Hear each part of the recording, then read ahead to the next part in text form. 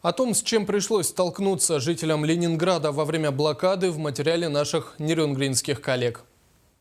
Самые страшные и мучительные 872 дня жизни в военные годы пережили жители города на Неве. С той страшной блокады прошел 71 год. Никто не ожидал, что красавец Ленинград окажется в кольце фашистских дивизий. 872 дня на грани смерти, когда жителей морили голодом и жестоко убивали снарядами. И с 15 сентября 1941 года город Ленинград бомбили 18 часов. И в конечном счете в городе не осталось ни одного целого стекла, все это было разбито.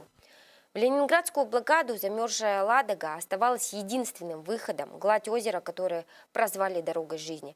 По ней, минуя немецкие лагеря, шли караваны знаменитых полуторок. Из города увозили множество людей и обратно, рискуя жизнями, везли продукты и лекарства для тех, кто отстаивал родной город. Только в феврале 1042 года погибло 130 тысяч человек. Хлеб с целлюлозой и опилками зимой 1941 года выдавался по норме 125 блокадных граммов. В блокадный хлеб добавляли целлюлозу, опилки, жмых цимочек. Но так как, чтобы хотя бы иметь запах муки, то собирали бригады, которые ходили по старым пекарням, и они соскребали со стен.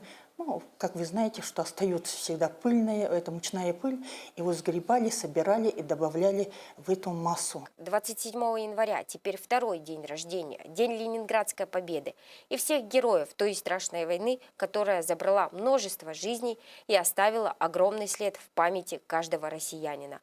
Надежда Акимова, Семен Амосов, НВК «Саха», Нерюнгри.